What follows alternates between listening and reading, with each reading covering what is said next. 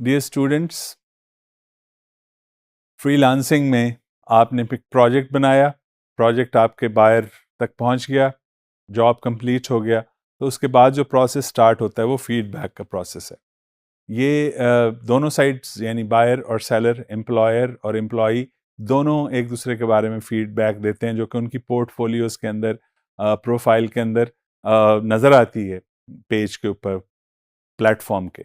सो ये जो फीडबैक है generally it is part of the whole process, तो बायर्स सेलर्स दोनों को देनी चाहिए और देते हैं। रूटीन में तो यही है। फीडबैक जो है वो दो किस्म की हो सकती है। रिव्यू जो कि रिटन फॉर्म में होगा, कमेंट्स वगैरह जो भी उसमें देते हैं, देना चाहें, पॉजिटिव नेगेटिव दोनों किस्म के हो सकते हैं।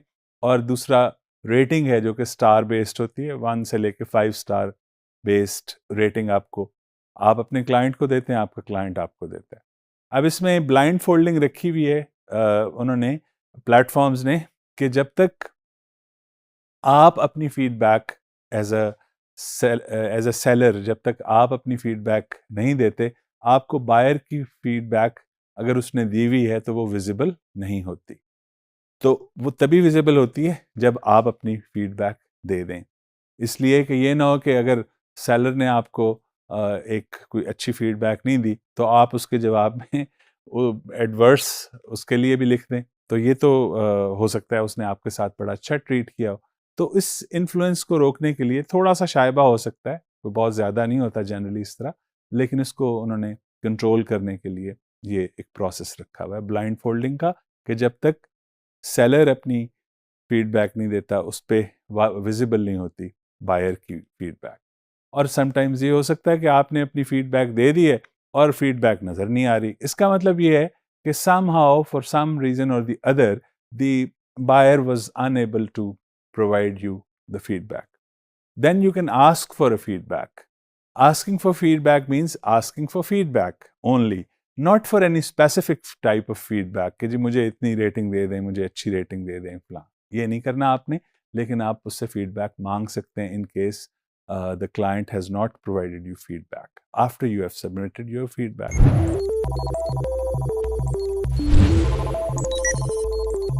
इस फीडबैक के बारे में मुख्तलिफ प्लेटफॉर्म्स के जो प्रोसेसेस हैं वो उनके बारे में क्या कहा जाता है। तो सबसे पहले हम देखते हैं अपवर्क के अंदर जो upwork.com है वो क्या कहता है।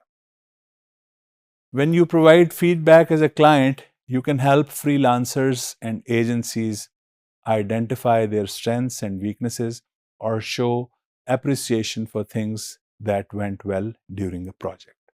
तो बेसिकली पहली लाइन, पहला जो पॉइंट है उसके अंदर अपवर्क वाले कह रहे हैं कि ये बिजनेस ग्रोथ के लिए बड़ी इंपॉर्टेंट है। It reflects on the work that has been done, कि कैसा वो काम हुआ, ताकि बायर सेलर जो फ्यूचर के हैं उनके लिए एक रेफरेंस हो। और डेफिनेटली रेफरल का बायस बनता है, एक अच्छी फीडबैक किसी को मिली हुई है तो it is a source of जिसे कहते हैं reference for the others, and they may also refer for a good job that you have done already, उसी को मद्देनजर रखते हुए।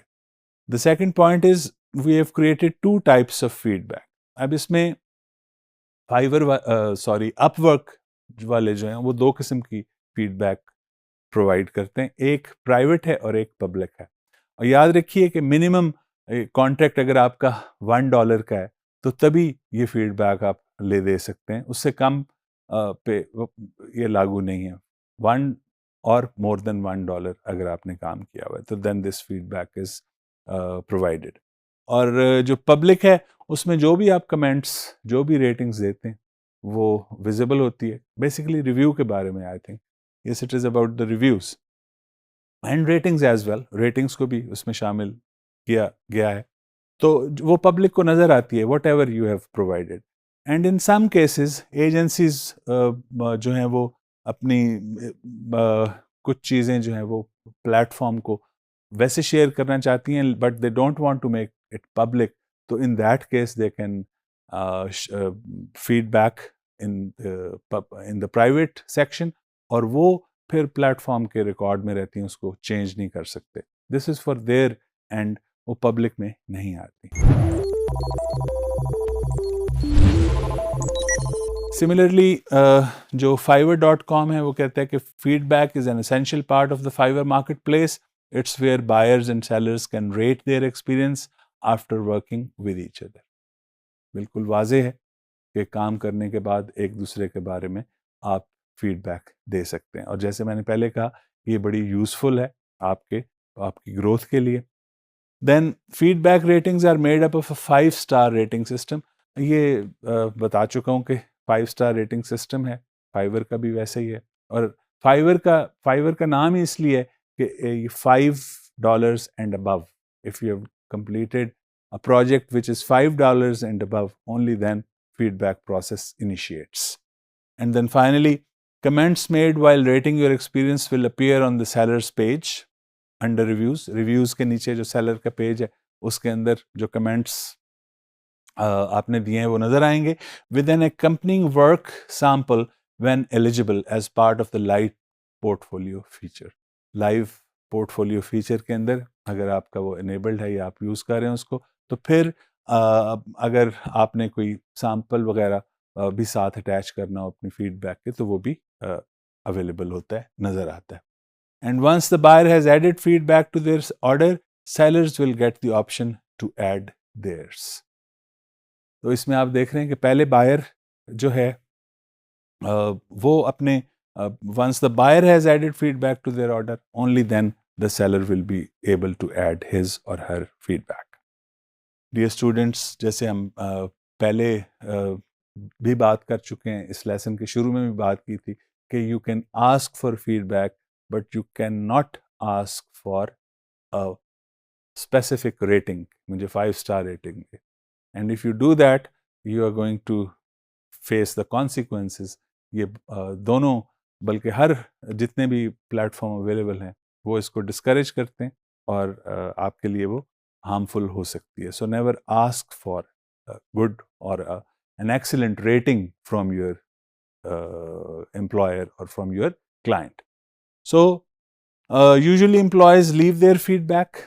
Generally तो वो करते हैं, और जैसे मैंने कहा कि अगर आपको लगे कि आपने तो भेज दिया और नहीं नज़र आ रही, तो इसका मतलब है उन्होंने प्रोवाइड नहीं की हुई. You can ask for it but you can not ask for any specific rating. ये बात याद रखने वाली है. आई होप इससे पूरा आपको फीडबैक का सिस्टम, रिव्यूज़ और रेटिंग्स, इन सब के बारे में एक क्लियर आइडिया हो गया होगा.